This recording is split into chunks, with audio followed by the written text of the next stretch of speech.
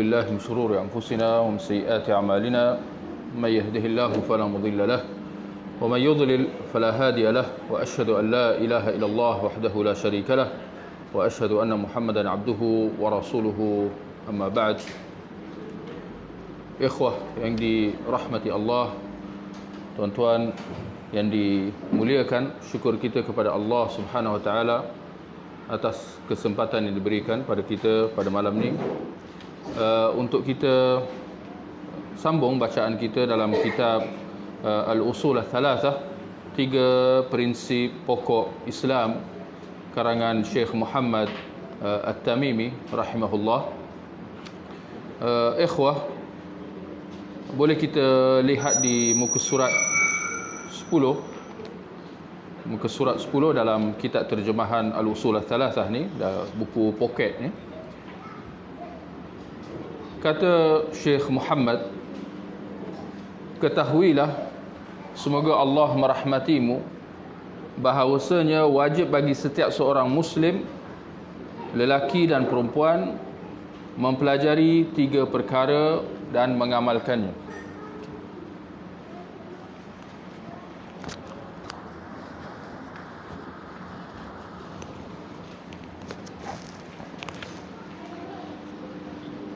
Baik, kata beliau, ketahuilah semoga Allah merahmatimu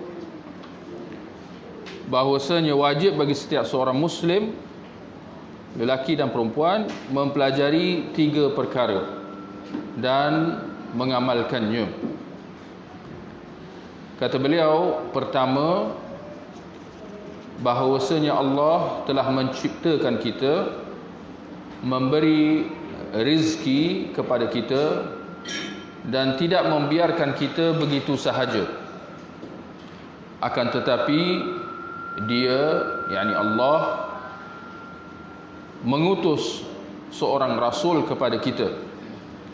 Barang siapa yang mentaati rasul itu, dia akan masuk syurga, dan barang siapa menderhakainya akan masuk neraka. Dalilnya ialah firman Allah Subhanahu wa taala, inna arsalna ilaikum rasulan syahidan alaikum kama arsalna ila fir'auna rasula fa'asa fir'aunur rasula fa'akhadnahu akhdan wabila.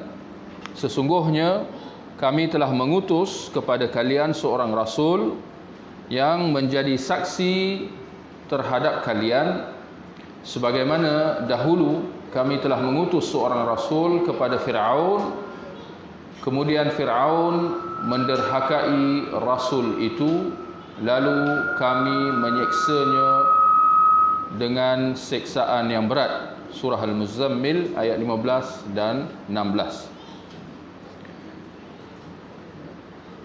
Tuan-tuan, kita lihat di awal bacaan kita tadi, kata Syekh Muhammad, ketahuilah. Maksud di sini, dia sekali lagi, dia banyak dalam risalah Usul Tsalatsah ni, Syekh Muhammad diulang, ketahuilah, ketahuilah.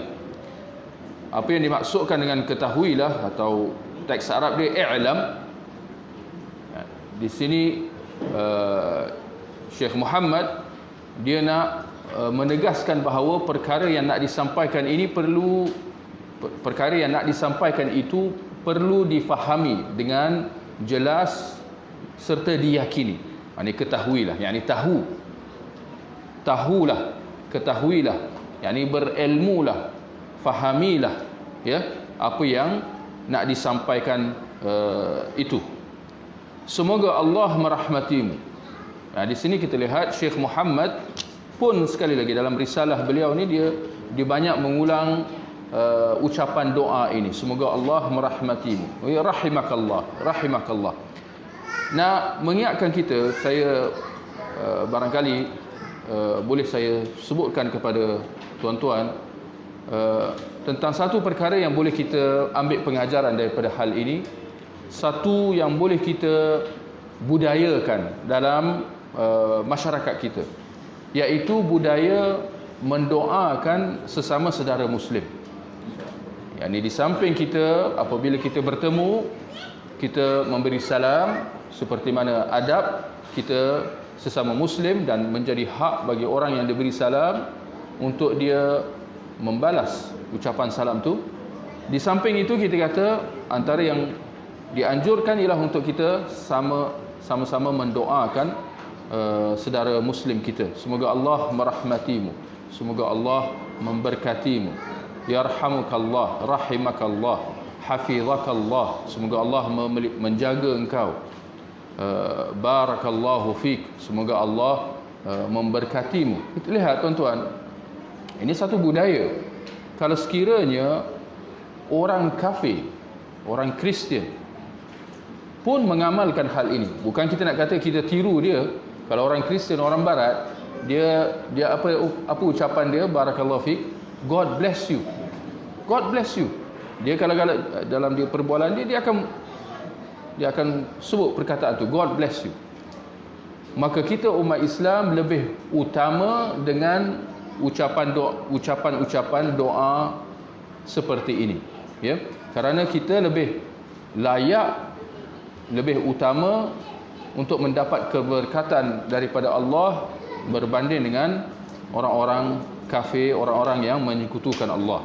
Maka wajarlah, ya, untuk kita membudayakan perkara ni, benda ni, ya, paling tidak dalam keluarga kita, ya, sama kenalan kita boleh ucapkan sama ada dalam bahasa Melayunya ataupun dalam bahasa Arabnya, barakallahu fik, hafizakallah, ya, ucapan-ucapan doa seperti ini. Kemudian kalau ucapan terima kasih, kita ucapkan jazakumullahu khaira. Dan alhamdulillah saya lihat sejak kebelakangan ni, kalau 10 tahun yang lepas tak ada orang ucapkan jazakallahu khaira. Dalam masyarakat kita tak ada, ya, hatta dalam kalangan penuntut ilmu tak ada jazakallahu khaira, tak ada.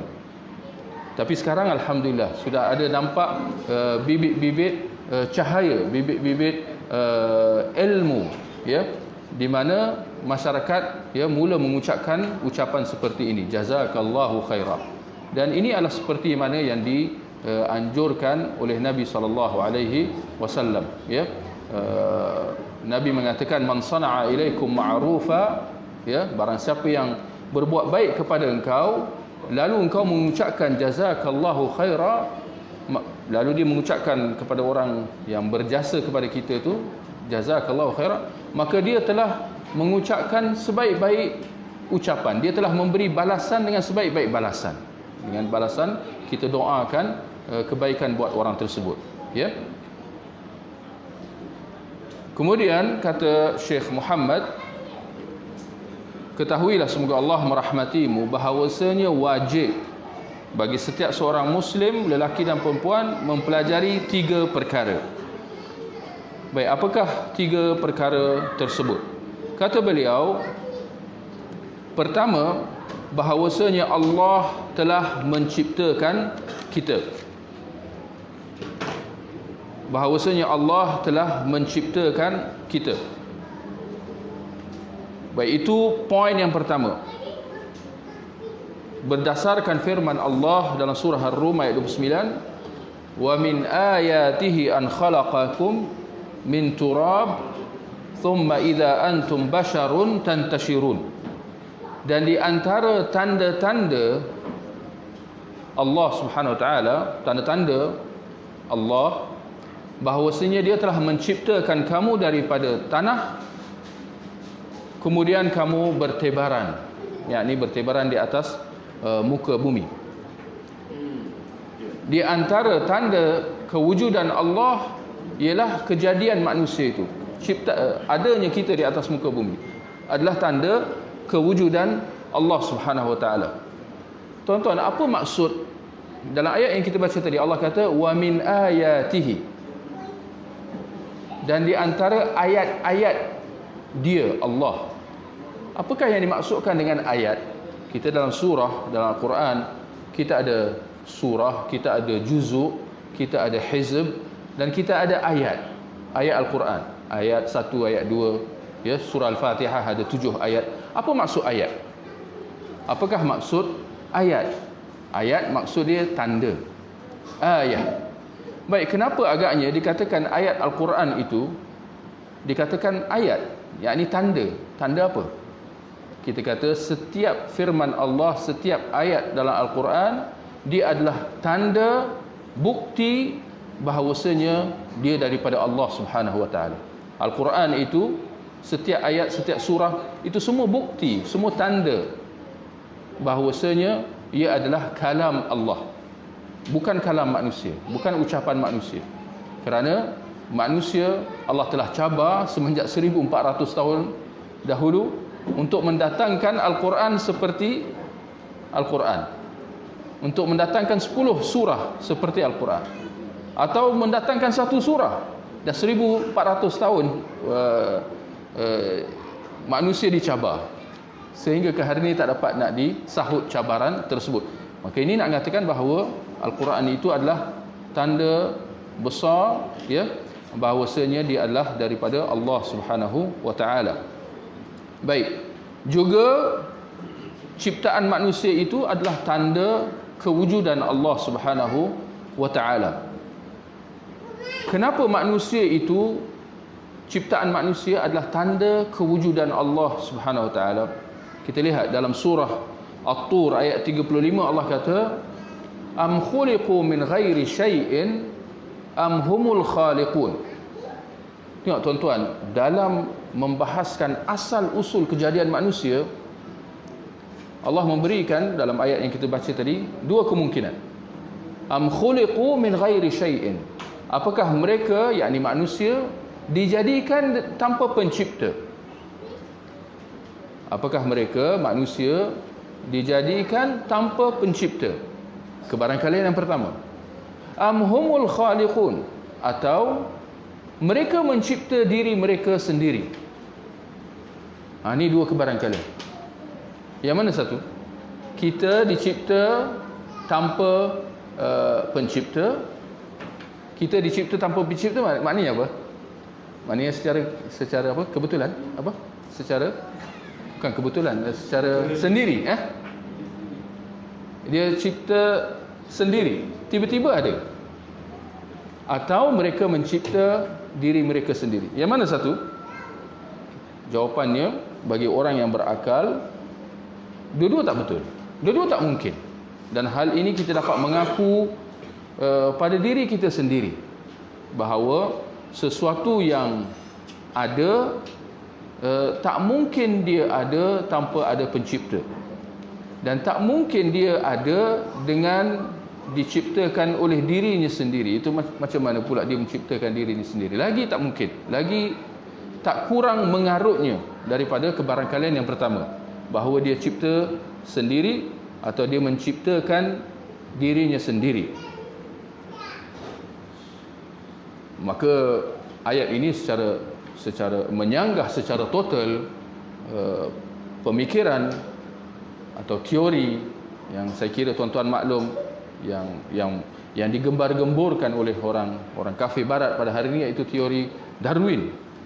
Teori Darwin, bahawa manusia, asal dunia ni daripada Big Bang. Apa Big Bang? Ledakan besar. Yang masa tu tak ada apa-apa, tiba-tiba berlaku ledakan, Big Bang, boom, meletup. Lepas tu wujudlah asal-asal ciptaan, asal-asal kejadian. Lalu kejadian itu dia berevolusi, sehinggalah seperti yang kita lihat pada hari ini. Jadi manusia ni dia berevolusi daripada monyet. Jadi tahniahlah siapa yang rasa datuk moyang dia monyet. Yang pentingnya bukan saya. Jadi ini teori pemikiran orang kafir barat sehingga ke hari ini, dan diajar di universiti-universiti. Bahkan teori ini adalah teori anti agama, dan kita lihat di barat pada hari ini ramai daripada kalangan orang-orang Kristian yang meninggalkan agama Kristian mereka kerana kerana menganut teori Darwin ini, dan mereka anggap bahawa ini yang lebih sesuai dengan sains. Orang barat kan mereka berbangga dengan kemajuan, berbangga dengan sains kononnya yang mereka bawa. Jadi antara keyakinan, kepercayaan mereka ialah bahawa mereka diciptakan secara evolusi. Tapi ayat surah At-Tur ayat 35 yang kita baca tadi menyanggah teori tersebut. Kerana teori evolusi ini adalah satu teori yang tak masuk akal. Pertamanya, kalau sekiranya asal ciptaan, asal dunia ini semua daripada ledakan besar Big Bang tadi, timbul persoalan, dari mana datang Big Bang tersebut? Siapa yang meledakkan? Siapa yang tekan butang bom tu? Tidak ada jawapan. Kemudian macam mana pula manusia berevolusi kalau sekiranya itu benar tanpa pencipta? Kemudian tuan-tuan, dalam teori Big Bang, teori evolusi, bahawa manusia pada asalnya tidak ada, tiba-tiba ada. Kalau kita lihat pemikiran yang kata bahawa dunia ini pada mulanya tak ada, tiba-tiba ada tanpa pencipta, ini teori atheist. Teori Darwin adalah teori atheist, kepercayaan atheist, bahawa dunia ini tidak ada Tuhan. Macam mana mungkin suatu yang tidak ada tiba-tiba ada? Tuan-tuan, saya nak tanya supaya tuan-tuan boleh faham apa yang saya nak sampaikan. Suatu yang tidak ada tiba-tiba ada, maka sepatutnya ada kemungkinan dia tiba-tiba tidak ada balik, betul tak? Suatu yang tidak ada tiba-tiba ada, maka sepatutnya tiba-tiba tak ada balik, betul atau tidak? Ini bila cerita pasal tiba-tiba lah, boleh faham? Tiba-tiba tak ada, tiba-tiba ada, maknanya dia semula jadi, tiba-tiba tak ada sebab musabab, tak ada pencipta. Tak ada, tiba-tiba ada, maka sepatutnya tiba-tiba tak ada balik. Itu baru logik. Tetapi ternyata bahawa apa yang tak ada tadi, menurut mereka tiba-tiba ada, tetapi lepas tu terus ada dan tak hilang-hilang, dan beribu-ribu tahun dia terus kekal. Macam mana mungkin ini berlaku? Ini tak menepati teori tiba-tiba. Boleh faham? Maknanya benda ni dia tak sinkronis, dia tak harmoni dengan andaian bahawa manusia ni tiba-tiba ada. Kerana kalau dia benar-benar tiba-tiba ada, maka sepatutnya tiba-tiba tidak ada. Dan ternyata bahawa itu tidak pernah berlaku. Baik. Kemudian dalam sebuah hadis yang diriwayatkan oleh Imam Bukhari tentang kisah masuk Islamnya seorang sahabat bernama Jubair bin Mut'am. Dia mengatakan ketika mana Rasulullah sallallahu alaihi wasallam membaca ayat yang kita baca tadi, am khuliqu min ghairi syai'in am humul khaliqun, apakah mereka dicipta tanpa pencipta, atau adakah mereka lah yang menciptakan diri mereka sendiri? Am khalaqus samawati wal ard bal la yuqinun, apakah mereka yang telah menciptakan langit-langit dan bumi, mengapa mereka tidak yakin? Mengapa mereka tidak yakin, yakni akan kewujudan Allah Subhanahu wa taala? Jubair bin Mut'am apabila dia mendengar Rasulullah membaca ayat yang kita baca tadi, dia mengatakan kana qalbi yatir, hampir sahaja hati jantung aku ni terbang. Wa dzalika awwalu ma waqara fi qalbi minal iman, dan itulah detik pertama iman, percaya kepada Allah, menusuk ke dalam hati jantung aku. Kerana dia adalah satu hujjah, ayat tersebut hujjah, ini kita kata pukulan maut ke atas teori-teori tak percaya kepada Tuhan, teori bahawa manusia ini jadi tanpa pencipta dan sebagainya. Kemudian kata Syekh Muhammad At-Tamimi, Allah telah menciptakan kita, memberi rizki kepada kita. Allah menyebut dalam surah Az-Zariyat ayat 58, innallaha huwar razzaq dzul quwwatil matin, sesungguhnya Allah dialah yang maha memberi rizki, yang kuat lagi utuh kekuasaannya. Allah yang memberi rizki. Apabila Allah menciptakan manusia, di samping ciptaan-ciptaan yang lain, makhluk-makhluk yang lain, Allah yang memberi dia rizki supaya dia terus dapat hidup, supaya dia dapat meneruskan, supaya ada kelangsungan pada kehidupan dia. Allah tidak membiarkannya begitu sahaja. Dan dalam hadis yang sahih daripada riwayat Abu Dawud, Nabi SAW bersabda, "Inna khalqa ahadikum yajma'u fi batni ummihi 40 yawma." Sesungguhnya ciptaan seseorang kamu dihimpunkan dalam perut ibunya selama 40 hari. Ini asal usul kejadian manusia sebelum dia lahir. Dia di asal usul ciptaan dia dihimpunkan daripada air yang pekat selama 40 hari. Thumma yakunu 'alaqah. Kemudian setelah itu dia berubah menjadi darah, segumpal darah selama 40 hari juga. Thumma yakunu mudghah. Setelah itu dia menjadi segumpal daging selama itu juga, yakni selama 40 hari. 40 hari air pekat, 40 hari darah pekat, kemudian 40 hari daging, seketul daging. 40 berapa hari? 120. 120 hari berapa bulan? 4 bulan. Thumma yub'atsu ilaihi malak. Setelah itu diutus satu malaikat. Fayu'maru bi arba'i kalimat. Diperintahkan atas malaikat tersebut untuk menetapkan 4 perkara. Fayaktub, maka ditulis, malaikat itu menulis. Rizquh, rizki janin dalam perut ibu tersebut. Rizquhu wa ajaluh wa amaluh.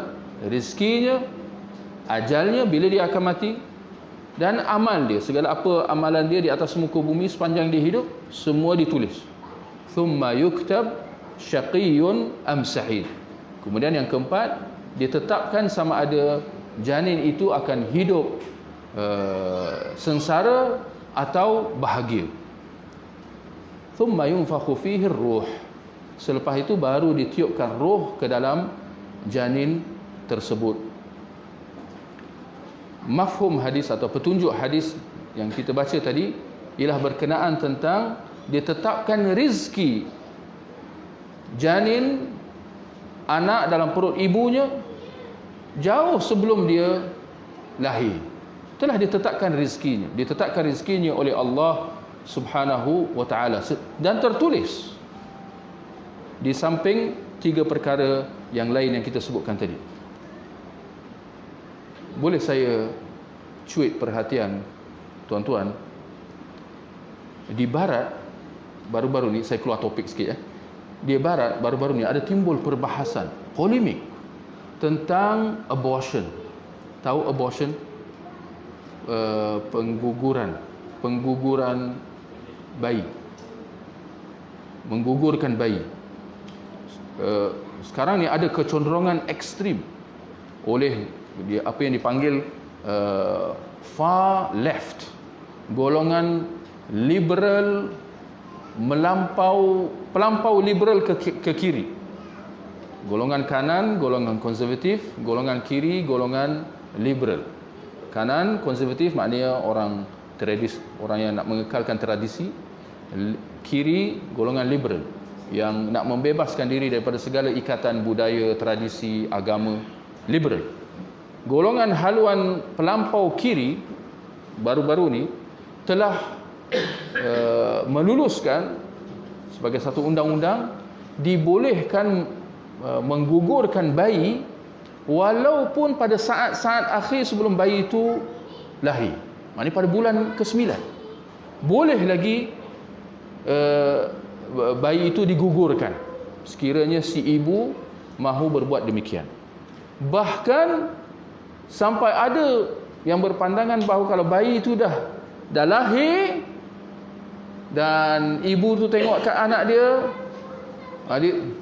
Doktor boleh tanya lagi, nak, macam mana, nak ke tak nak? Nak ke tak nak? Kalau dia kata tak nak, okey, tak apa, dibunuhlah bayi itu. Dah sampai tahap sampai begitu sekali. Ya, dia semua dia kembali kepada sebab utamanya lah zina lah. Ya, bila zina tidak dibendung, maka akhirnya segala malapetaka, dan antaranya ialah tentang masalah pengguguran bayi. Baik, kembali kepada hadis yang saya telah bacakan tadi. Dalam Islam, masalah menggugurkan bayi, bila masa dibolehkan dan bila masa tidak dibolehkan. Sebenarnya dalam hadis yang kita telah bacakan tadi ada jawapan dia. Seperti yang disebutkan oleh para ulama, selagi mana belum 4 bulan, maka ada budi bicara. Ada budi bicara. Maknanya kembali kepada keadaan kesihatan si ibu. Si ibu tu kuat, sakit, macam mana keadaan kesihatan. Selagi mana belum 4 bulan. Kandungan dia belum 4 bulan, ada budi bicara. Boleh diraikan. Kalau sekiranya keadaan kesihatan si ibu itu tidak mengizinkan untuk dia menggugurkan bayi itu, untuk keselamatan si ibu. Tetapi kalau sekiranya sudah 4 bulan, maka tidak ada lagi sebarang layanan permintaan untuk nak menggugurkan kandungan, tidak akan dilayan.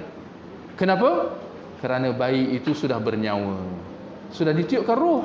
Dalam hadis yang kita baca tadi, 4 bulan ditiupkan roh setelah ditetapkan 4 perkara yang kita sebutkan tadi.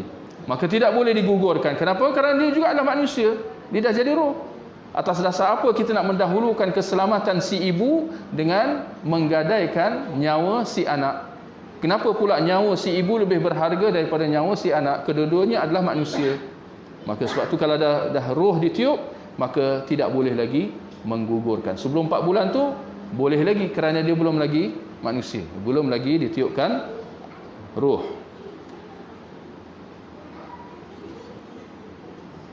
Kemudian kata Syekh Muhammad, Allah telah menciptakan kita, memberi rezeki kepada kita dan tidak membiarkan kita begitu sahaja. Lihat di antara hikmah, rasa kasih Allah Subhanahu wa taala, apabila dia menjadikan manusia, Allah tidak membiarkan kita begitu sahaja tanpa tujuan, tanpa pedoman dan bimbingan. Bahkan diberikan rezeki dan juga diutus seorang rasul sebagai pembimbing buat kita. Allah mengatakan dalam surah Al-Mu'minun ayat 115, "Afahasibtum annama khalaqnakum abatha?" Apakah kau menyangka bahawa kami telah menjadikan engkau, yakni wahai manusia, abatha, sia-sia, wa annakum ilaina la turja'un, dan kamu tidak akan kembali kepada kita, yakni kembali menghadap Allah Subhanahu wa taala. Yakni ini satu penghujatan. Allah menghujat atas manusia yang menyangka bahawa dia diciptakan di atas muka bumi ini tanpa hala tuju. Seperti mana ramainya sangkaan orang-orang kafir barat pada hari ini. Dia menganggap bahawa dunia ni adalah tempat dia bersenang lenang, tempat dia bersukaria, bergembira. Maka sebab itu dia, tuan-tuan perasan tak, dia sedaya upaya nak cuba segala benda. Betul? Kalau kita tengok budaya orang kafir lah, ya, segala bentuk apa, keseronokan dia akan cuba. Dari segi minum araknya, dari segi segala apa yang mengkhayalkan dengan dadahnya, bahkan dari segi segala bentuk keseronokan, pergi lompat sini, lompat sana, terjun sini, terjun sana, itu kerja dia. Betul? Kita pun kadang-kadang tengok orang kafir ni, kau ni apalah, macam tak betul je. Betul atau tidak? Kita pun rasa nak cuba jugalah. Bolehlah kita sambung soalan. Apa hukum bungee jumping? Bungee jumping? Yang lompat benda tinggi tu. Dia lagi tinggi, lagi thrill. Dia kata Be a man. No. Be a man pula. Aku bukan bengong macam kau. Lompat ni buat tali itu terputus, mati macam mana? Kan mati katak namanya. Betul atau tidak? Ya. Dia naik kapal terbang lagi tinggi. Dia lompat. Itu bukan bungee jumping lah, itu skydiving. Dia lompat. Dia seronok, dia thrill. Lagi lambat dia buka parachute tu, lagi seronok. Dia buka. Dia suka. Tak ada alhamdulillah, tak ada astagfirullah, tak ada. Jom kita buat lagi. Macam orang gila. Kenapa jadi macam tu, tuan-tuan? Gara-gara mereka tak ada kefahaman, tak ada akal, tidak dapat memikirkan kenapa mereka diciptakan oleh Allah Subhanahu wa taala. Sedangkan Allah kata, "Afa hasibtum annama khalaqnakum abatha?" Engkau menyangka bahawa kita ni engkau dijadikan tanpa tujuan, tanpa objektif, matlamat. Wa annakum ilaina la turja'un, dan engkau tidak akan kembali menghadap pencipta Tuhan yang telah menjadikan engkau. Maka jawapan dia apa? Bahkan manusia tidak diciptakan sia-sia. Manusia tidak diciptakan tanpa tujuan dan objektif. Kita diciptakan dengan ada tujuan. Kita diciptakan dengan ada maklamat dan objektif. Apa objektif tersebut, tuan-tuan? Wa ma khalaqtul jinna wal ins illa liya'budun.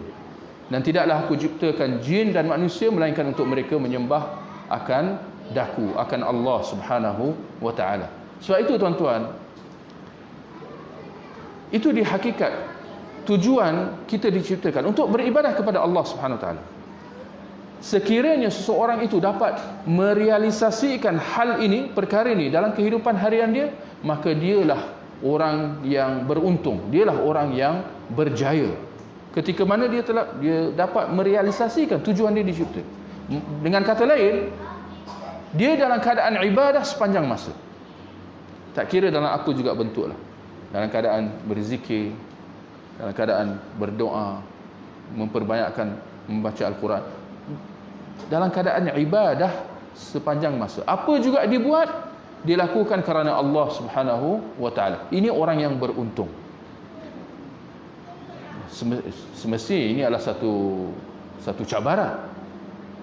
Tak dinafikan bahawa bukan semua dapat melakukannya. Betul, kita manusia, sifat manusia, ada waktu dia fokus, ada waktu dia lalai. Itu normal. Tapi lagi banyak dia dapat fokus, orang yang lagi banyak dapat fokus untuk ibadah, maka dialah orang yang berkelebihan berbanding dengan orang yang kurang fokus. Apatah lagi berbanding dengan orang yang lalai. Orang yang hidup siang malam ni untuk apa? Untuk mengisi perut je, untuk memuaskan nafsu, segalalah, makan, minum, segala, ya, syahwat sebagainya. Inilah orang, itu jelas orang yang lalai. Kata Syekh Muhammad, akan tetapi dia mengutus seorang rasul. Allah mengutus seorang rasul. Kenapa agaknya Allah utus seorang rasul? Ini hakikat. Kadang-kadang, tuan-tuan, kalau kita lihat keadaan di sekeliling masyarakat kita, dalam kalangan mereka yang tidak menghayati sunnah, kita tertanya-tanya sejauh mana mereka faham tujuan di sebalik kenapa Allah mengutus rasulnya, Nabi Muhammad sallallahu alaihi wasallam. Setiap umat diutus seorang rasul, termasuk umat akhir zaman diutus Nabi Muhammad sallallahu alaihi wasallam. Sejauh mana kita umat Islam memahami tujuan kenapa Rasulullah diutuskan kepada kita? Allah menyebut dalam surah Al-Baqarah ayat 151, "Kama arsalna fikum rasulan yatlu alaikum ayatina." Seperti mana kami telah mengutus dalam kalangan kamu seorang rasul, yatlu alaikum ayatina, untuk membacakan kepada kamu ayat-ayat kami, ayat-ayat Allah Subhanahu wa taala, wa yuzakkikum, mensucikan kamu, wa yuallimukumul kitaba wal hikmah, dan mengajarkan kepada kamu alkitab, Al-Quran, wal hikmah, Antara yang dikatakan maksudnya ialah hadis, mengajarkan Al-Quran dan mengajarkan hadis, al-hikmah, pedoman. Wa yu'allimukum ma lam takunu ta'lamun, dan dia mengajarkan kepada kamu apa yang sebelum itu kamu tak tahu. Dalam ayat yang kita baca tadi, Allah menyebut 3 objektif utama Rasul diutuskan. 3 objektif utama Nabi Muhammad sallallahu alaihi wasallam diutus kepada kita. Sejauh mana kita faham, sejauh mana kita menghayati dan beramal dengannya. Yang pertama, untuk Rasulullah membacakan kepada kita ayat-ayat Allah, ayat-ayat Tuhan, iaitu Al-Quran. Al-Quran itu kitab panduan bagi kita. Allah mengatakan dalam surah Al-Baqarah, Alif Lam Mim, dzalikal kitab la raiba fihi hudan lil muttaqin. Demikian itu adalah kitab yang tiada kesangsian padanya, hudan lil muttaqin, sebagai petunjuk panduan buat orang-orang yang bertakwa. Untuk menyampaikan kepada kita kitab Allah, Al-Quran, itu yang pertama. Yang kedua, wa yuzakkikum, mensucikan kita. Rasulullah diutus untuk mensucikan kita. Apa artinya, tuan-tuan? Nabi jelaskan dalam hadisnya, innama bu'ithtu liutammima makarimal akhlaq. Sesungguhnya aku diutuskan untuk menyempurnakan akhlak-akhlak yang baik, akhlak-akhlak yang mulia. Rasulullah antara tujuan dia diutuskan untuk mengajar kita akhlak, mengajar kita cara kita berinteraksi dengan sekeliling kita. Bermula dengan interaksi kita dengan Allah, akhlak kita dengan Allah, akhlak kita dengan sesama manusia, akhlak kita dengan orang-orang yang terdekat, ibu bapa, keluarga, jiran tetangga, bahkan akhlak kita dengan alam di sekeliling kita, termasuk haiwan. Wa yu'allimukumul kitaba wal hikmah. Nabi juga diutuskan untuk mengajarkan kepada kita isi kandungan Al-Quran. Yang pertama tadi untuk menyampaikan Al-Quran. Tapi bila Rasulullah menyampaikan kepada kita Al-Quran, Nabi bukan bagi kita macam tu je, tak. Bahkan dia ajar apa isi kandungan dia. Sebab tu itu datangnya peranan sunnah Nabi sallallahu alaihi wasallam. Apa peranan sunnah Nabi? Hadis di sisi Al-Quran yang gagal difahami oleh golongan anti hadis, yang kata kita orang Islam ni cukup pegang Al-Quran je lah, hadis tak payah, macam-macam lah sebab dibagi. Sedangkan kita kata Al-Quran dan hadis tidak boleh dipisahkan. Kenapa? Kerana kita kata Al-Quran, hadis itu peranan dia ialah sebagai penjelas kepada Al-Quran. Tanpa hadis kita tidak akan dapat memahami isi kandungan Al-Quran. Wa yu'allimukum ma lam takunu ta'lamun. Dan Rasulullah antara peranan dia ialah mengajarkan kepada kita apa yang sebelum ini kita tak tahu. Ini dia hakikat, tuan-tuan. Hakikatnya bahawa tidak ada kebaikan yang benar-benar baik melainkan dia datang daripada Rasulullah sallallahu alaihi wasallam. Ini hakikat, kita kena betulkan pemahaman kita. Seperti mana tidak ada keburukan atau kejahatan melainkan kita tahu benda tu buruk berdasarkan penjelasan daripada Rasulullah sallallahu alaihi wasallam. Dengan kata lain, tanpa agama, tanpa panduan sunnah, kita tidak akan dapat tahu mana yang baik, mana yang buruk. Ini satu benda yang kita kena tanamkan dalam fikiran kita. Jangan kita terpedaya dengan andaian sebahagian yang mengatakan bahawa baik buruk itu ditentukan oleh apa? Akal. Bukan. Baik buruk itu bukan ditentukan oleh akal. Baik buruk itu ditentukan apa? Ditentukan oleh syarak, ditentukan oleh syariat Islam. Dan juga di antara tujuan dan matlamat Rasul diutuskan ialah untuk menegakkan hujjah. Menegakkan hujjah supaya hujjah itu disampaikan kepada manusia. Allah kata dalam surah An-Nisa ayat 165, li'alla yakuna lin-nasi 'ala Allahi hujjatun ba'da ar-rusul, supaya manusia tidak ada lagi hujjah di hadapan Allah, tidak ada lagi alasan di hadapan Allah sesudah diutuskan para rasul, sesudah diutuskan rasul kepada mereka. Supaya jangan dia bagi alasan, jangan dia berdalih, jangan dia bersebab kata, kenapa kau nak azab aku ya Allah, sedangkan aku tak tahu pun cara menyembah engkau dan sebagainya. Sedangkan rasul telah diutuskan, sedangkan petunjuk telah disampaikan dan dijelaskan.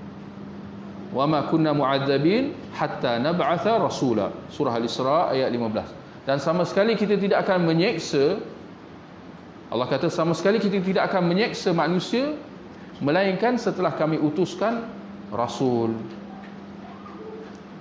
Ini antara tujuan rasul diutuskan, untuk menegakkan hujjah, supaya kebenaran itu disampaikan, supaya manusia tahu, supaya you be informed, supaya anda maklum. Jangan kata, oh saya tak maklum, saya tak tahu, saya ni. Supaya anda maklum bahawa anda dijadikan, ada tujuan, ada sebab, anda ada pencipta, dan pencipta itulah yang layak untuk anda sembah, bukan sembahan-sembahan yang lain yang batil selain daripada Allah Subhanahu Wa Taala. Maka itu dia, message telah disampaikan, hujjah telah ditegakkan.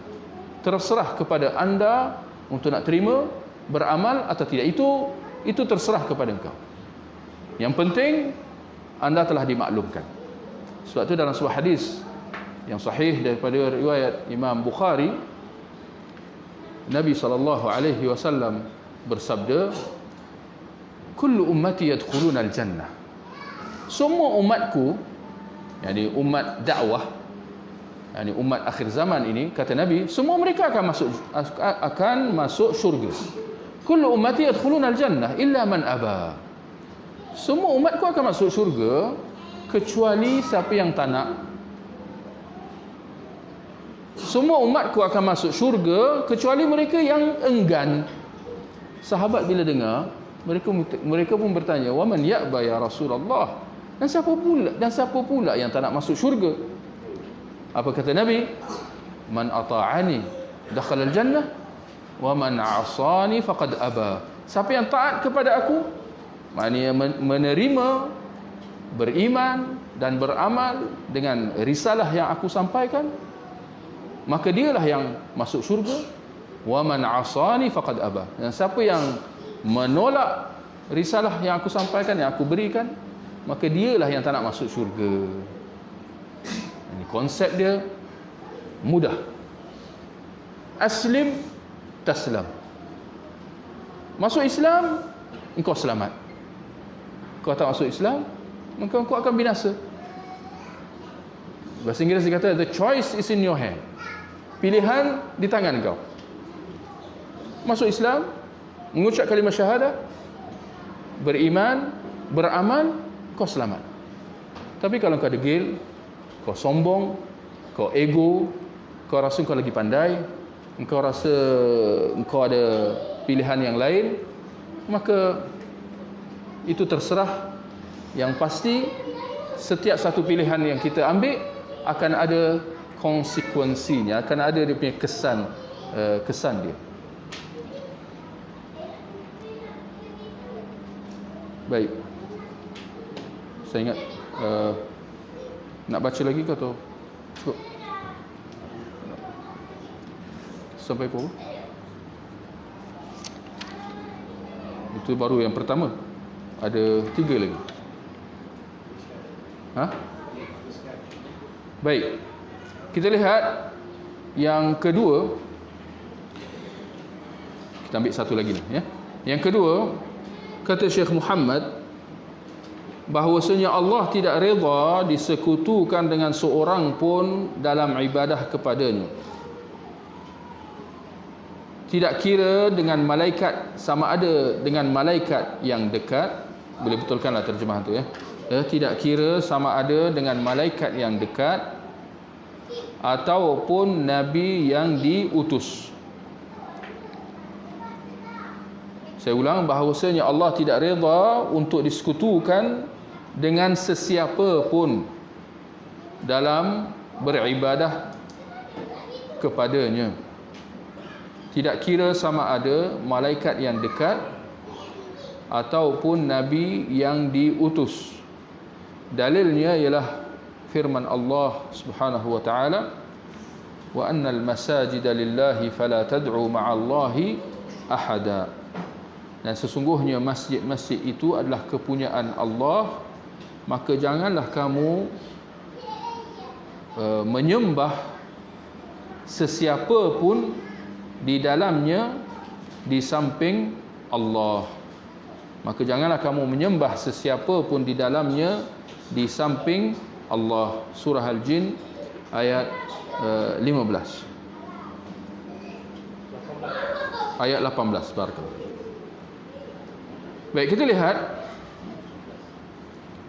sesudah dalam perkara yang pertama tadi, penjelasan tentang hakikat, tujuan dan sebab di sebalik manusia diciptakan dan dijadikan di atas muka bumi. Kemudian perkara kedua yang kita kena ambil tahu ialah bahawasanya Allah tidak redha untuk disekutukan. Allah tak redha untuk kalau sekiranya manusia itu menyembah selain daripada dia, atau menyembah dia di samping yang lain. Ini menyekutukan Allah, mensyirikkan Allah. Allah tak redha. Allah takkan terima perbuatan yang sedemikian. Tak kira sesiapa pun yang kita sembah di samping Allah Subhanahu Wa Taala. Walaupun yang disekutukan, yang kita sekutukan dengan Allah itu ialah malaikat. Disembah seperti mana dalam sejarah manusia ni, ada dalam kalangan manusia yang menyembah malaikat. Ada dalam kalangan manusia yang menyembah Nabi, seperti mana orang-orang Kristian. Mereka menyembah Nabi Isa alaihissalam. Itu semua tidak diterima oleh Allah. Tak kira, walaupun malaikat itu adalah malaikat yang dekat dengan Allah. Walaupun malaikat itu ialah malaikat Jibril yang dekat dengan Allah, utusan daripada kalangan malaikat, utusan Allah daripada kalangan malaikat. Ataupun yang disembah itu seorang nabi yang dekat dengan Allah, seperti mana para ulil azm. Maka hanya Allah Subhanahu Wa Taala yang layak untuk disembah. Dan tidaklah Allah Subhanahu Wa Taala menegah atas manusia sesuatu melainkan itu bererti bahawa Allah tak redha. Bila Allah menegah sesuatu, bila Allah mengharamkan sesuatu, kita kena faham bahawa itu bermaksud Allah benci sesuatu itu, perkara tersebut. Bila sesuatu itu diharamkan dalam syarak, sesuatu itu dilarang, ditegah dalam syarak, maka itu berarti bahawa Allah benci benda itu. Maka jangan kita dekati. Sebaliknya, kalau sesuatu itu disuruh, diperintahkan, maka itu berarti Allah suka. Ini soalan kefahaman. Berdasarkan penjelasan yang telah diberikan tadi, antara perkara fardu dengan perkara sunat, yang mana yang lebih dicintai oleh Allah Subhanahu Wa Taala? Pernah dengar soalan tu? Oh, tak pernah? Okey, kena fokus sikit soalan. Antara perkara fardu dan perkara sunat, yang mana yang lebih dicintai oleh Allah Subhanahu Wa Taala? Saya maklum, rata-rata di luar sana gagal faham, keliru tentang soalan ini. Dan implikasinya mereka fokus pada benda yang sepatutnya mereka, yang salah lah. Sepatutnya mereka fokus pada yang tu, mereka fokus pada ni, kerana salah faham menjawab soalan ni. Antara perkara fardu dan perkara sunat, yang mana yang lebih dicintai oleh Allah Subhanahu Wa Taala? Barakallahu fiik. Alhamdulillah, jawapan betul. Saya risau juga kalau dengar jawapan salah. Perkara fardu, tuan-tuan. Dalam hadis Nabi sallallahu alaihi wasallam bersabda, wa ma taqarraba ilayya 'abdi bi syai'in ahabbu ilayya mimma iftaradtuhu alaih. Dan tidaklah hamba-Ku terus mendekat kepada Aku dengan sesuatu yang lebih Aku cintai daripada apa yang Aku fardukan atas dia. Kata Nabi, dan tidaklah hamba Aku terus mendekat kepada Aku dengan sesuatu yang lebih Aku cintai daripada apa yang Aku telah fardukan atas dia. Maksud dia, perkara fardu itu yang kita lakukan untuk kita dekatkan diri kita kepada Allah, itu yang paling dicintai oleh Allah. Maka sebab itu difardukan. Boleh faham? Kerana Allah terlalu cinta pada amalan tersebut, maka dia memfardukan atas kita. Setelah perkara fardu baru datang perkara sunat. Tapi itulah yang saya sebutkan tadi, ramai di luar sana kerana tipu daya syaitan. Lihat macam mana syaitan. Syaitan dia boleh melakukan tipu daya hatta atas ahli ibadah. Apabila dia melihat ada ruang-ruang kejahilan pada seorang manusia tu, seorang hamba tu, maka dia mendatangi hamba yang ahli ibadah tu daripada ruang-ruang kejahilan, membisikkan kepada dia supaya lebih fokus kepada perkara sunat berbanding perkara fardu. Benda ni berlaku atau tidak? Berlaku, tuan-tuan. Soal kita sedar tak sedar je. Ramai sahaja di luar sana yang lebih fokus, yang lebih prihatin untuk bersedekah. Zakat tak buat. Betul atau tidak? Ramai yang lebih prihatin untuk membuat amal-amal jariah, membina, membantu orang susah dan sebagainya. Haji tak buat lagi. Boleh faham? Sedangkan antara bersedekah dan zakat, satu sunat, satu fardu, betul? Yang mana lebih wajib? Zakat, kita kata. Barangkali lebih ramai yang fokus kepada solat sunat, sedangkan solat fardunya pun tunggang langgang. Dia memperbanyakkan amal sunat, solat sunat, tapi solat fardu dia tidak menjaganya, tidak mengerjakannya secara berjemaah misalnya, dan seumpamanya lah. Ini contoh. Baik. Allah menyebut dalam surah Az-Zumar ayat 7, in takfuru fa innallaha ghaniyun 'ankum. Jika kamu kufur, maka ketahuilah bahawa sesungguhnya Allah tidak berhajat kepada kamu. Jika kamu kufur wahai manusia, ketahuilah bahawa Allah tak berhajat kepada kamu. Perbuatan kufur kamu tidak akan mengurangkan sedikit pun daripada kebesaran dan kekuasaan Allah. Allah tak rugi kalau kamu kufur. Maksudnya jangan sangka bahawa kalau kamu beribadah, kamu memberi satu kelebihan, menambahkan keagungan Allah Subhanahu Wa Taala dan seumpamanya. Tidak. Kalau kamu beribadah, maka itu untuk kebaikan kamu. Kalau kamu kufur, tidak ada siapa yang rugi melainkan engkau sendiri. Allah tetap Allah dengan kebesaran dan keagungannya. In takfuru fa innallaha ghaniyun 'ankum. Jika kamu kufur, maka ketahuilah bahawa sesungguhnya Allah tidak berhajat kepada kamu. Wala yardha li'ibadihi al-kufur. Dan dia tidak meridai kekufuran buat hambanya. Allah tak redha kalau hambanya berbuat kufur.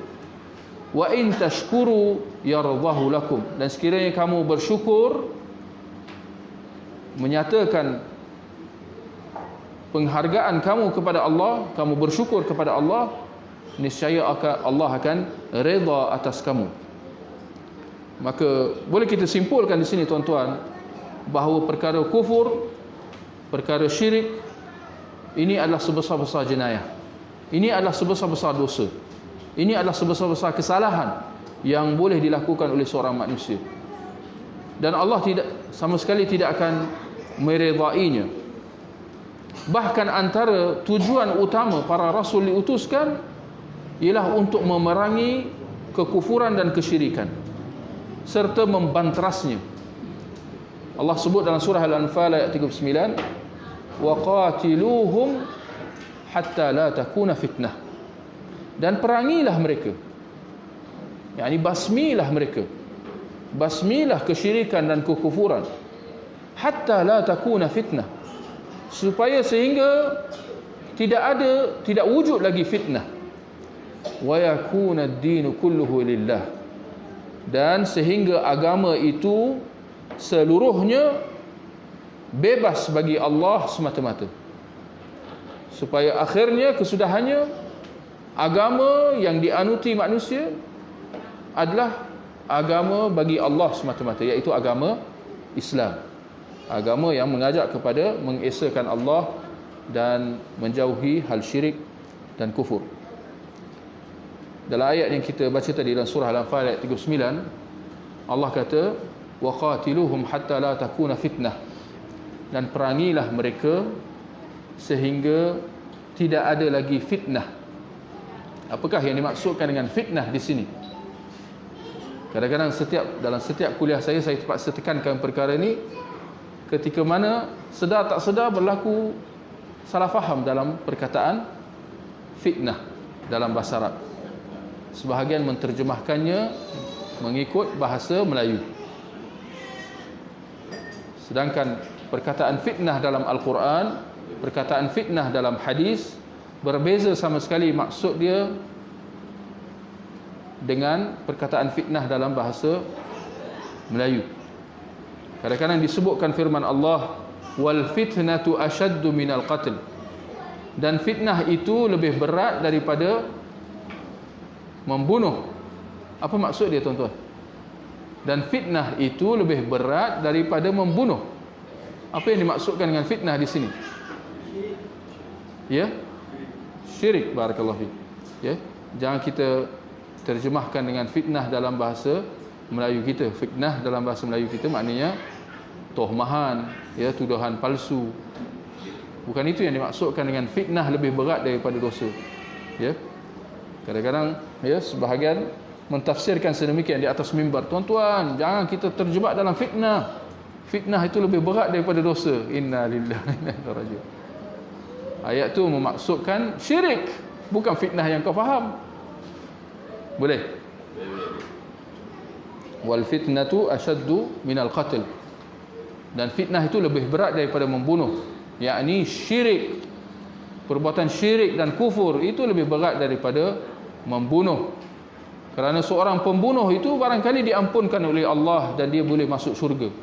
Tetapi kalau seorang itu berbuat syirik, berbuat kufur, Allah mengatakan dalam ayat yang lain, innallaha la yaghfiru an yushraka bih, Allah tidak akan mengampunkan perbuatan mempersekutukan dia. Allah tidak akan mengampunkan perbuatan mensyirikkan dia. Wa yaghfiru ma duna dzalika liman yasha, dan Allah boleh mengampunkan dosa-dosa selain daripada itu buat sesiapa yang dia hendak. Allah boleh mengampunkan dosa yang lain. Kalau orang tu buat maksiat, segala apa macam maksiat, kalau Allah nak ampunkan, Allah boleh ampunkan. Tetapi kalau perbuatan dosa syirik, perbuatan kufur, ini Allah tidak akan ampunkan. Tetapi kita pada hari ini timbul pula polemik ketika mana kita ada pendakwah yang mengajak kepada Islam. Pendakwah yang mengajak kepada Islam dan cuba menjelaskan kesyirikan dan kekufuran orang-orang kafir, dan cuba menjelaskan kekeliruan, kesesatan, penyelewengan yang dilakukan oleh golongan ahli kitab Yahudi dan Nasrani. Lalu pendakwah ini diperangi. Saya kira tuan-tuan fahamlah siapa yang saya maksudkan. Jadi ini adalah satu perkara yang sangat tak wajar. Sepatutnya kitalah yang membantu dia. Kita menyokong usaha, gerak usaha dia, gerak kerja dia. Ketika mana kita tak mampu buat, dia boleh buat, maka kita sokong. tetapi kita pula yang menjadi tangan-tangan yang bersekongkol untuk menghalang dakwah dia, menyekat kerja-kerja dia. Bahkan kita sanggup untuk nak hantar dia kembali ke negara kafir dia, supaya dia ditangkap oleh penguasa Hindu kafir dia. Sedangkan kita maklum bahawa kalau kita mengharapkan keadilan dan kesaksamaan daripada orang kafir, maka besar kemungkinannya kita akan dikecewakan. Sedangkan Allah mengatakan dalam Al-Quran, wal kafiruna humudz zalimun, dan orang-orang kafir mereka inilah orang-orang zalim. Jadi masakan orang zalim boleh berlaku adil, betul atau tidak?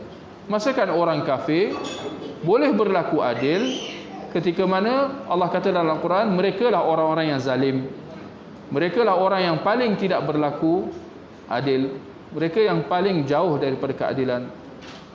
Tapi itulah cabaran bagi umat Islam yang terpaksa kita hadapi pada masa sekarang.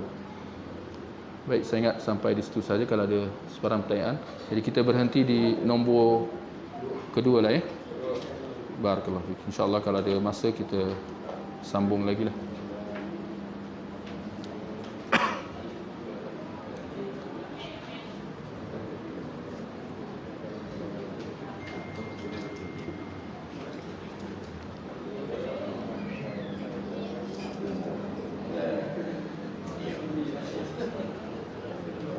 Kalau ada sebarang pertanyaan.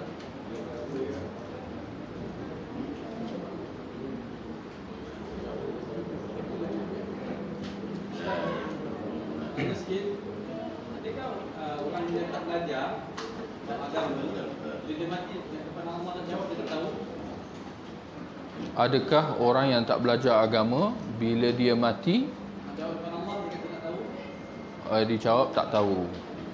Baik, berkenaan tentang orang yang tak tahu, kita andaikan itu jawapan yang betul lah, dia memang tak tahulah. Orang yang tak tahu ni ada dua. Orang yang tak tahu maknanya orang yang jahil lah, ya. Orang yang jahil yang terjebak dalam satu kesalahan, dalam satu dosa, tak kira lah apa dosa, sebesarnya syirik dan kufur, sekecil-kecilnya dosa-dosa kecil lah, dia terjebak dalam kesalahan dan dosa ni kerana kejahilan, kerana tak tahu. Adakah dia ada keuzuran? Hakikatnya dia tidak lari daripada dua keadaan. Sama ada dia memang tak tahu, sedangkan dia telah berusaha untuk tahu, untuk belajar, untuk bertanya dan seumpamanya, tetapi tidak kesampaian, dia kembali hampa. Yang kedua, orang yang lalai. Orang yang lalai dan tidak pernah mengambil tahu tentang apa yang dia tak tahu. Orang yang lalai, leka, dan memang memilih untuk terus kekal dalam kejahilan. Kalau orang yang pertama, tidak dinafikan bahawa dia ada keuzuran. Dia tak tahu bukan atas pilihan. Dia jahil, sedangkan sedaya upaya dia telah berusaha. Dia cuba bertanya dengan orang-orang di sekeliling, tetapi dia tidak memperoleh jawapan. Dan seumpamanya lah, ya. Contohnya tidak ada pendakwah, tidak ada guru, tidak ada ulama di tempat tinggal dia dan seumpamanya. Benda ni boleh berlaku, tuan-tuan. Benda ni sehingga ke hari ni boleh berlaku. Hatta dalam zaman dunia teknologi maklumat ni, seperti yang dijelaskan oleh Syekh Al-Albani, benda ni boleh berlaku. Lagi-lagi kalau di negara kafir. Di negara kafir pada hari ni. Beza kalau orang yang tinggal di negara kafir dengan tinggal di negara Islam, lain, beza. Ramai sahaja daripada hatta dari kalangan orang Islam yang tak faham tentang bahana tinggal di negara kafir. Negara kafir, boleh kita, untuk nak ringkaskan cerita dia, nak ringkaskan jawapannya, negara kafir adalah negara kejahilan. Ketika mana negara Islam adalah tempat cahaya, tempat ilmu. Maka memang lumrah kalau kita mendapati orang-orang di negara kafir dalam keadaan jahil. Maka Sejauh mana dia berusaha? Sejauh mana dia berusaha untuk bertanya, untuk mencari kebenaran, ya, dan seumpamanya. Sekiranya dia berusaha untuk membebaskan dirinya daripada kejahilan tetapi tak kesampaian, maka dia ada keuzuran. Itu dalam ayat yang kita baca tadi, wa ma kunna mu'adzabin hatta nab'atha rasula. Dan kita tidak akan menyeksa manusia melainkan sesudah kami utus seorang rasul. Utus seorang rasul ini iaitu hujah ditegakkan. Tak semestinya rasul sampai kat kita, datang depan kita, Muhammad, ni dakwah rasul, ni dakwah Islam. Saya kira tuan-tuan semua belum lagi menghadap rasul. Rasul tak sampai pegang tangan tuan-tuan semua. Tapi adakah ini bererti bahawa hujah tak ditegakkan ke atas tuan-tuan semua? Tak. Bukan tubuh badan Rasulullah kena datang depan kita, tak. Dakwah dia sampai kat kita. Nabi dah 1400 tahun meninggal. Tapi itu bukan persoalannya. Persoalannya sama ada dakwah, hujah, ilmu telah disampaikan ke atas kita atau tidak. Maka selagi mana tak disampaikan, sedangkan orang itu berusaha tapi dia tak jumpa, maka dia ada keuzuran. Ada pun orang yang memang tak ambil peduli, orang yang lalai leka, dan memang dia buat acuh tak acuh. Dia tahu, dia dengar tentang Islam, ya, tetapi tak nak ambil tahu. Misalnya, dia tahu bahawa ada benda yang tak kena dengan agama dia, ada benda yang tak kena dengan apa yang amalan dia dan sebagainya. Dia tahu bahawa ini ada yang tak kena, ini tak selari dengan agama, tak selari dengan firman Allah misalnya, tak selari dengan sabda Rasulullah. Tapi dia buat tak tahu. Lagi-lagi dia dengar tentang orang cerita pasal dakwah sunnah. Tapi dia ini wasabi ni, contoh. Ini satu sikap yang tak ada kejujuran dalam diri untuk mencari kebenaran. Dia dah menghukum sebelum dia tengok, sebelum dia kaji. Maka besar kemungkinan orang-orang yang macam ni, mereka akan dipertanggungjawabkan. Tapi walau macam mana pun kita kena bezakanlah, ya, antara orang yang ada keuzuran dengan kejahilan dan orang yang tidak akan diberi keuzuran atas kejahilan, ya. Baik. Cuma boleh kita lihat, kita akhiri kuliah dengan ayat Quran yang dalam perkara kedua tadi. Allah mengatakan wa annal masajida lillah fala tad'u ma'allahi ahada. Dan sesungguhnya masjid-masjid itu adalah kepunyaan Allah, maka janganlah kamu beribadah sesiapa pun di dalamnya di samping Allah. Antara apa yang kita boleh simpulkan daripada ayat 18 surah Al-Jin ini ialah bahawa masjid itu kepunyaan Allah. Maka jangan kita sembah di dalam masjid itu melainkan kepada Allah semata-mata.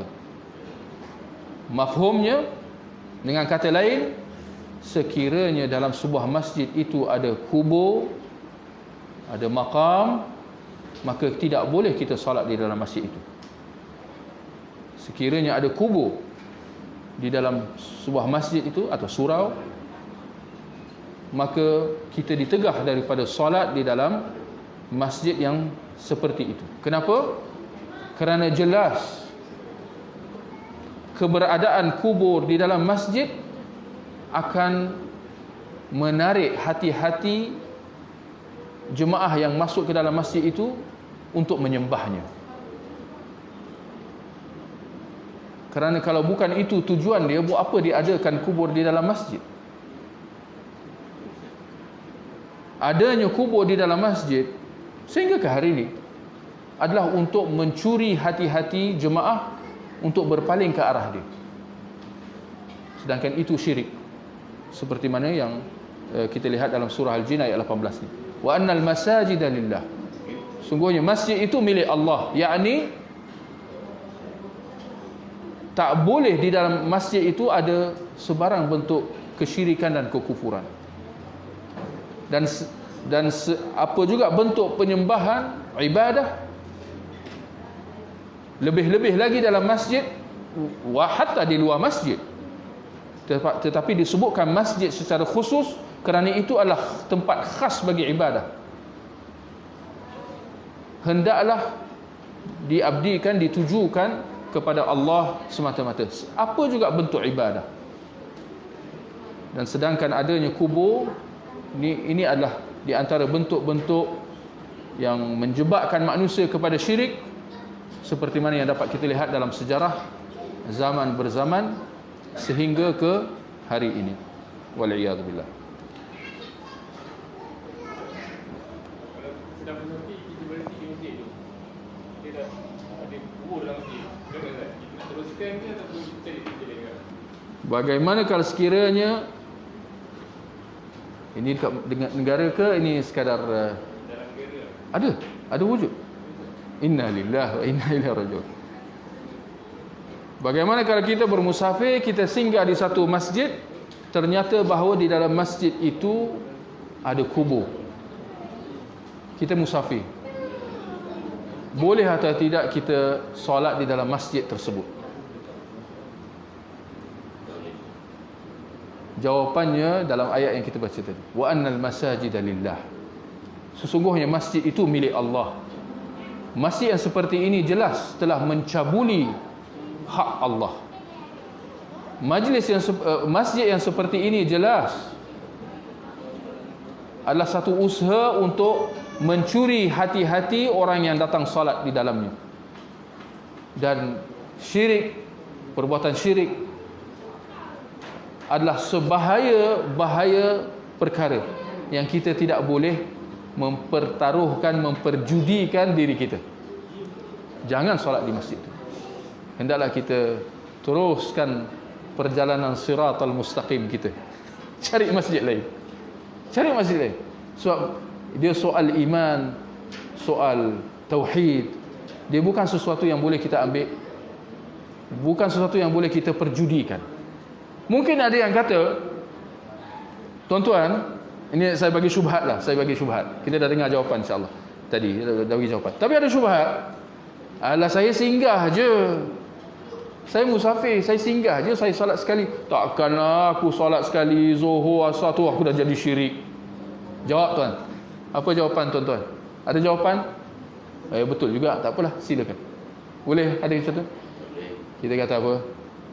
Apa jaminan bahawa hati anda akan terus terpaut pada iman? Apa jaminan? Ketika mana Rasulullah sallallahu alaihi wasallam dia berdoa. Rasulullah berdoa. Apa kata Nabi? Ya muqallibal qulub, tsabbit qalbi ala dinik. Wahai yang membolak-balikkan hati, tetapkan hati aku di atas agama engkau. Rasulullah pun berdoa meminta daripada Allah supaya dia tetapkan hati baginda, hati Rasulullah atas agama Islam. Yakni Rasulullah pun tak, ini bahasa saya tolong jangan salah faham. Maksudnya Rasulullah pun merasakan dirinya tak terjamin. Merasakan bahawa iman dia tak terjamin. Tak ada jaminan bahawa dia akan terus beriman. Terus dalam keadaan iman, terus dalam keadaan tauhid. Rasulullah pun tak merasakan jaminan seperti itu. Maka kerana itu dia berdoa, ya Allah tetapkan hati aku di atas agama engkau. Kalau Rasulullah pun berdoa sedemikian, apatah lagi kita. Maka perbuatan menerjah masjid yang ada kubur-kubur seperti itu jelas satu perbuatan, apa kita panggil? Perbuatan cuai. Perbuatan mempertaruhkan, memperjudikan iman tanpa sebab-sebab yang wajarlah, ya. Baik, kita akhiri dengan tasbih kafarah. Subhanakallahumma wa bihamdik, asyhadu an la ilaha illa anta, astaghfiruka wa atubu ilaik. Wa sallallahu ala nabiyyina Muhammad wa ala alihi wa sahbihi ajma'in.